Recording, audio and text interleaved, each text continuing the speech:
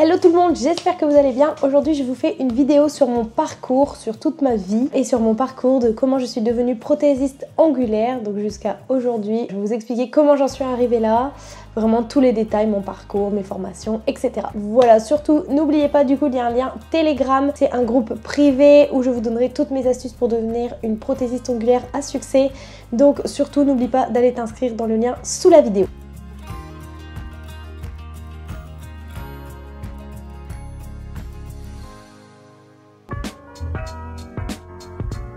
Du coup, pour t'expliquer ma vie, je vais commencer par le début, le commencement. Donc je suis née le 20 février 1998 à Lille. Aujourd'hui, du coup, j'ai donc 26 ans. J'ai eu une enfance, on va dire, plus que normale. Bon, à l'âge de 3 ans, mes parents se sont séparés. Donc on est venu habiter sur Douai quand j'avais 4 ans à peu près. J'ai fait mon primaire, mon collège sur Douai. Voilà, j'étais une élève toujours, on va dire, dans la moyenne. J'ai toujours adoré l'école parce que je voyais mes copains, mes copines. Bon, il faut savoir que j'étais une grande pipelette. Donc depuis ma tendre enfance, j'avais sur mes bulletins le problème du bavardage. Donc voilà, après du coup, je suis arrivée au lycée Châtelet de Douai. J'ai fait une seconde générale, première du coup ES, terminale ES. Du coup, j'ai eu mon bac en 2016 et là, à partir de là, je ne savais pas du tout ce que je voulais faire de ma vie. Donc je suis allée voir la super conseillère d'orientation du lycée. Moi, je m'étais renseignée quand même avant et j'adorais les voyages grâce à ma maman. On voyageait souvent avec mon petit frère l'été, etc. On allait quand même au moins une fois par an à l'étranger. Donc j'avais ce goût du voyage, donc je m'étais dit bah pourquoi pas faire un BTS tourisme. Je vais voir cette fameuse conseillère d'orientation qui me dit oh bah non, tu fais un bac général, il faut que tu fasses une licence, etc. BTS tourisme, non c'est pas top, machin. Donc c'est tout, moi je l'écoute, donc je pars du coup en licence de droit à la faculté de droit de Douai. Misère, quelle erreur, au bout de quelques semaines je me sentais complètement perdue, pas à ma place. Là ça a été une période de 1 mois à peu près où j'étais complètement perdue dans ma vie, je me demandais carrément ce que j'allais faire. Donc là je suis allée voir la conseillère d'orientation de la fac de droit qui est comme ça et franchement en fait je me souviendrai toute ma vie, elle m'a donné un bouquin comme ça avec tous les métiers du droit. Elle m'a dit tu regardes tous les métiers et tu vois ce qui te plaît. Donc franchement j'ai tout feuilleté pendant au moins une bonne demi-heure, tout regardé et en fait je lui dis mais en fait il n'y a rien qui me plaît. Elle me dit bah qu'est-ce que tu fais là? Je ne sais pas. Donc là elle m'a fait passer des tests, etc. On a beaucoup discuté et en fait on est revenu du coup le goût du voyage, donc de partir en BTS tourisme. Et du coup grâce à ma prof d'histoire géo j'ai réussi à monter mon dossier d'inscription et du coup j'ai intégré le BTS tourisme à la rentrée après les vacances d'octobre. Donc BTS tourisme à Vingles. Donc là j'avais pas le permis, etc. Donc c'était un peu galère, mais du coup mon super chaton m'a aidé au covoiturage et m'avait donné tous les cours. Donc au début les profs ils étaient carrément pessimistes parce qu'ils m'ont dit mais t'as raté quand même 2 mois de cours, on sait pas ce que ça va donner. Enfin ils étaient vraiment pas très optimistes. Donc moi j'ai vraiment rattrapé tous les cours sur un week-end, j'ai tout rattrapé, etc. Et au final première année de BTS tourisme passé haut la main, j'étais dans les premières de la classe, donc franchement trop bien. Donc deuxième année de BTS, avec mon copain aussi, on rentre dans un club de voyage. Donc c'était du marketing de réseau, etc. Donc ça c'est important pour la suite, je vais vous expliquer pourquoi après. On rencontre énormément de monde, etc. On voyage partout en Europe.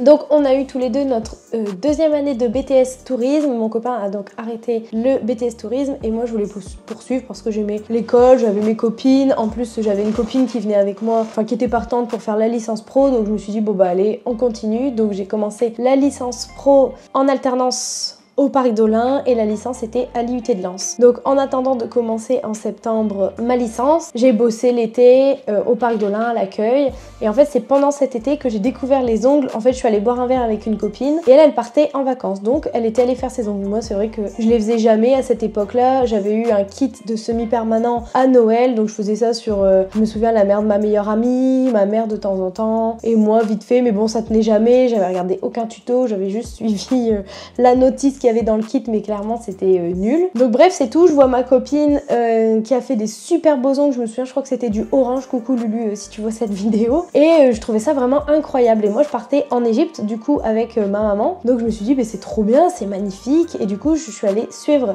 cette prothésiste ongulaire qui est sur l'île et j'ai pris un rendez-vous pour mes vacances. Donc me voilà à mon rendez-vous, franchement j'adore, j'avais fait un rose poudré, enfin j'avais trouvé ça vraiment incroyable et en fait je me suis vraiment mise à suivre cette prothésiste ongulaire, je suivais toutes ses stories, je voyais ses avant, après, et j'étais vraiment subjuguée parce qu'elle faisait un travail incroyable.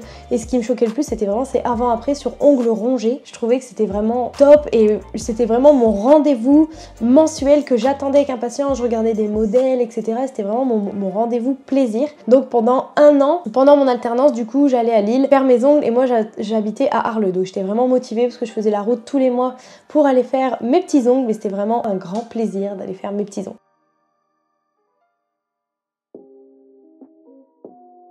Donc c'est un peu là que j'ai commencé à m'intéresser aux ongles, on va dire, mais pareil, je regardais pas de tutos, etc. Je suivais vraiment que cette prothésiste là. Et je commençais un petit peu à en parler à mon copain, de savoir ce que j'allais faire aussi après ma licence. J'étais un peu perdue. Le marketing de réseau dans le bien-être, ça fonctionnait bien, mais il y avait des mois où je gagnais beaucoup d'argent et d'autres pas trop, donc c'était un peu va-et-vient, etc. Et du coup, j'en ai parlé à mon copain, je lui ai dit qu'est-ce que t'en penses? Et en fait, ma prothésiste angulaire se lançait dans les formations. Et j'avais une semaine de congé au mois de juin et il faut savoir que j'aime pas rester chez moi à rien faire, donc je me suis dit pourquoi pas me lancer. Bon, c'est beaucoup mon copain qui m'a poussée parce qu'il me dit t'as rien à perdre, au pire ce sera une expérience et t'apprendras à faire les ongles. Et c'est vrai que je me suis dit j'ai trop rien à perdre, tout à gagner, et si je suis nulle, c'est ce que je me suis dit, c'est que je me ferai mes ongles gratuitement à vie. Donc je me suis dit bon allez, let's go. En plus à l'époque on habitait dans la maison de mes beaux-parents sur Arles, donc on n'avait pas de loyer, j'avais quand même mis pas mal de côté avec l'alternance, etc. Parce qu'il faut savoir que donc c'était une formation de 5 jours, j'avais payé 800 € et il y avait pas de kit, c'était à moi après d'acheter mon matériel, etc. Et c'était une formation du coup de Chablon. Et voilà, donc je me dis let's go, allez, je vais commencer cette formation. Donc me voilà au premier jour de formation. Franchement, je ne savais pas tenir une lime, je n'avais jamais posé de gel sur quelqu'un d'autre, enfin j'étais vraiment novice de chez novice. J'ai regardé vite fait là quelques tutos de comment faire des ongles avec le Chablon, mais c'est tout. Je suis arrivée là, vraiment je ne savais rien du tout. Donc on a commencé par la théorie puis la pratique, etc. Et puis au fur et à mesure des jours, j'avais des modèles, machin, et en fait vraiment dès le premier jour j'ai adoré faire ça avec du coup ma prothésiste, et c'était vraiment un kiff quoi. J'adorais, même si le résultat n'était pas top, j'étais vraiment fan.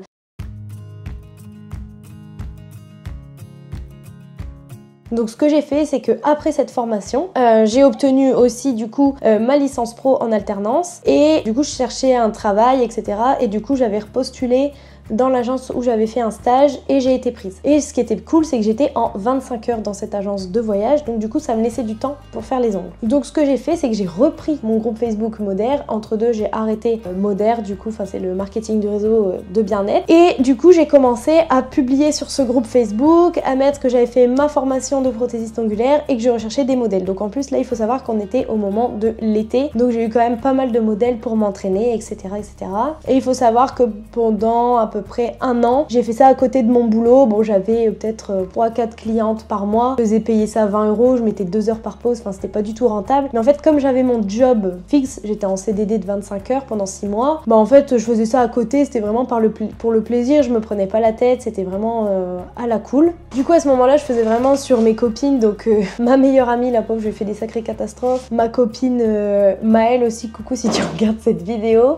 Voilà, j'avais très peu de matériel, à l'époque j'avais du coup fait cette formation de 5 jours, je faisais ça sur la table de salon, enfin voilà, c'était vraiment les débuts de Matt Nails, on va dire. Et j'avais créé mon petit Instagram où je postais de temps en temps, et je postais du coup sur ce groupe Facebook. Donc j'ai fait ça, oui, du coup à peu près, on va dire une grosse année et demie. Donc je bossais du coup, je faisais les ongles du coup le dimanche et le jeudi parce que c'était mes 2 jours de repos. Et après en fait c'était un peu chiant parce que j'avais des horaires où je commençais, je faisais 10h midi et après je reprenais 15h 19h, donc c'était un peu compliqué de caler des rendez-vous, surtout que j'étais très longue à l'époque, donc je faisais surtout le jeudi et le dimanche. Mais bon, il faut savoir que du coup j'aimais toujours autant voyager, et avec un salaire de 25 heures et 3 clientes par mois, donc ce qui me faisait à peu près 60 € par mois, j'étais à un petit 900 €. Donc du coup pour voyager c'était un peu compliqué et très frustrant de bosser dans une agence de voyage et de pas partir en vacances. Donc ce que je me suis dit, c'est que je me suis dit c'est pas grave, je vais demander pour passer en 35 heures à l'agence, et du coup je ferai les ongles après ma journée ou le dimanche. Donc c'est ce qui a été accepté par le patron. Donc je suis passée en CDI 35 heures début mars 2020, et j'ai pas fait très longtemps en 35 heures, j'ai dû faire 2 semaines puisqu'après le Covid est arrivé.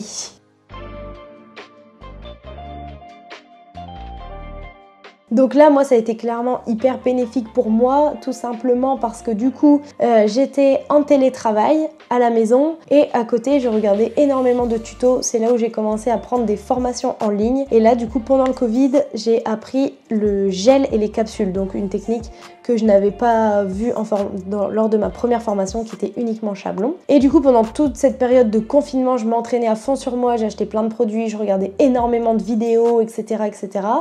Et au déconfinement, on est resté du coup en télétravail puisque du coup personne pouvait repartir en vacances et moi ça a été du coup la meilleure période parce que j'avais du coup énormément de temps pour créer ma clientèle et j'avais mon salaire fixe à l'agence de voyage. Donc il faut savoir qu'à cette période-là, je gagnais à peu près le SMIC à l'agence. Donc du coup c'est comme ça que j'ai commencé à faire ma petite clientèle, etc. Mais toujours tranquillement puisque j'avais mon CDI à l'agence, donc vraiment tranquille. Et là aussi j'ai repris du coup des formations en présentiel du coup pour me perfectionner en capsule, en gel et en semi-permanent.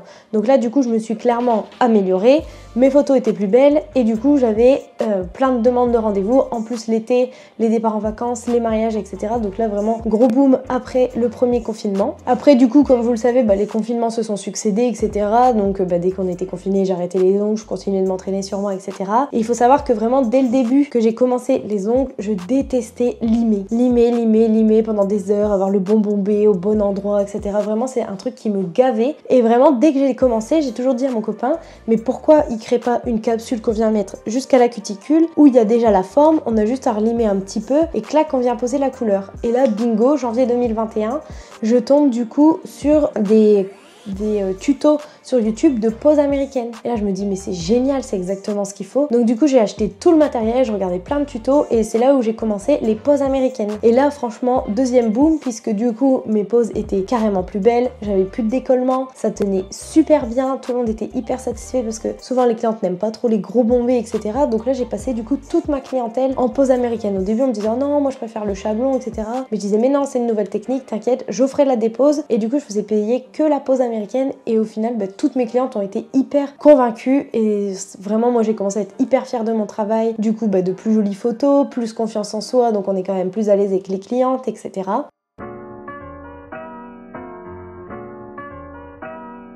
Et là du coup j'étais toujours en télétravail, sauf que à un moment donné, forcément été 2022, là mon patron me dit clairement écoute Mathilde, on va reprendre l'agence, donc il fallait que je retourne à l'agence 3 fois par semaine il me semble, et je devais alterner Douai et Arras. Donc déjà ça c'était un petit peu chiant pour moi parce que moi j'habitais du coup Arleux, donc Arras ça me faisait quand même 50 minutes de 45-50 minutes de route, donc j'avais pas trop le courage, mais bon bref c'est tout. Du coup j'avais fait quand même pas mal ma clientèle, etc.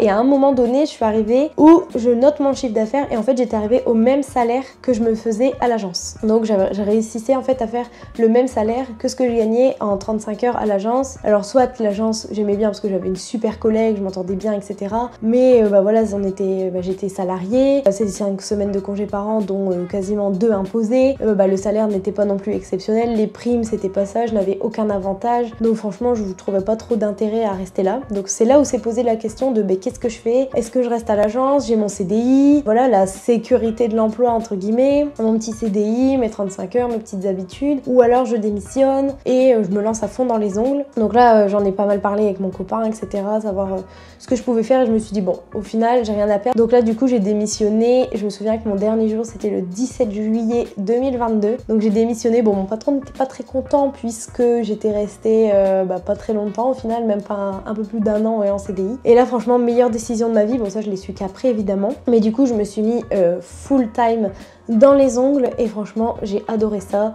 Donc là on habitait toujours sur Arleux. En août qu'on a fait c'est que du coup on a cherché une maison en location parce que bon là j'étais toujours en plein milieu du salon, c'était pas top pour les clientes. Mon copain du coup qui est aussi à son compte, quand il rentrait à Arleux on avait qu'une pièce avec la chambre, donc il attendait dans la chambre que je termine, enfin c'était vraiment pas idéal. Donc on a cherché en août du coup une maison et on a trouvé aux alentours du 15 août on a trouvé du coup la maison dans laquelle on est à Féchin. Donc c'est vraiment une grande maison où au moins on a chacun nos bureaux. Quand je je ferme la porte, l'institut du coup est fermé, on a vraiment un moment privilégié avec les clientes. J'étais quand même en stress parce que là du coup on avait quand même un loyer à payer, j'avais ma voiture, enfin voilà, on avait toutes nos charges. Je me suis dit est-ce que ça va aller? J'avais énormément aussi peur de perdre mes clientes que j'avais acquis sur Arleux. Bon, au final, Arleux-Féchin, il n'y a que 15 minutes, mais ça a été vraiment une période de stress. Je me suis dit, oh là là, est-ce on prend la bonne décision, etc. Et au final, dès le début que je me suis installée à Féchin, avec Instagram, Facebook, les réseaux sociaux, le bouche à oreille, ça a vite pris. J'ai vite eu ma clientèle. Du coup, le chiffre d'affaires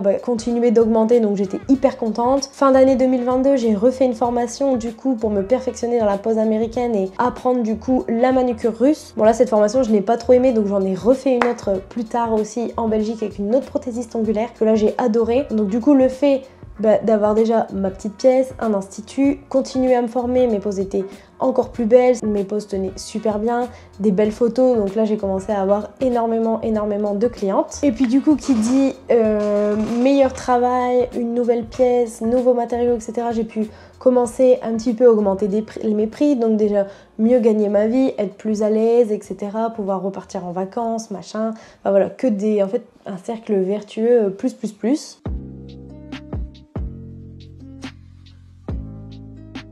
Et j'ai eu aussi du coup pas mal de demandes à ce moment-là pour faire des formations, donc je me suis mise du coup à faire des formations de pose américaine. Donc au début c'était le dimanche, c'était le matin où j'apprenais vraiment à poser les capsules, les limer et mettre la couleur. Enfin voilà, c'était vraiment le début de mes formations. Maintenant je me suis perfectionnée aussi dans la formation, je fais une journée complète où j'apprends la manucure russe, la pose américaine et du coup par la suite j'aimerais aussi développer ce côté-là. Donc maintenant voilà, je vis complètement des ongles, j'ai un planning plus que rempli, je donne des formations. Voilà, en ce moment on organise notre mariage qui aura lieu cet été, etc. Donc j'ai quand même beaucoup moins de temps les week-ends. Mais par la suite, je souhaite vraiment développer du coup ce côté formation, le côté vidéo, parce que alors c'est génial, les ongles, j'adore ce que je fais, j'adore mes clientes, j'ai que des clientes hyper adorables, etc. Mais le seul petit hic, c'est quand on part en vacances, et c'est ce que j'aime beaucoup faire dans ma vie, je ne gagne pas d'argent. Donc voilà, c'est le seul petit point négatif, si je puis dire, qu'il faut pallier. Et bien sûr, il y a des solutions. Donc voilà, je compte bien sûr développer ces côtés-là.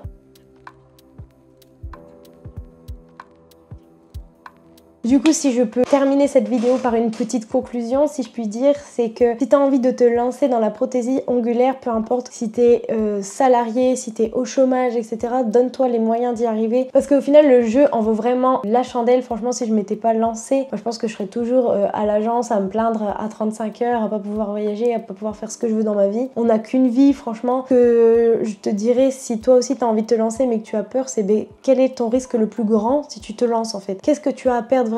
Et des fois on se dit en fait pas grand chose, au pire si ça marche pas je retournerai dans mon ancien boulot, t'as toujours tes diplômes, t'as toujours toutes tes compétences, etc. Ça ne changera pas. Donc franchement je regrette absolument pas ma prise de décision, au contraire c'était la meilleure décision de toute ma vie. Et aussi si je peux te donner un conseil, c'est écoute les gens qui ont la vie que tu veux. Si tu souhaites devenir je sais pas coiffeuse, maquilleuse professionnelle, n'écoute pas les gens qui sont salariés à Carrefour dans un cinéma ou j'en sais rien, qui sont médecins, parce que ça n'a en fait rien à voir. Écoute des gens qui ont la vie que tu veux, ça c'est vraiment très important vraiment pour t'aider.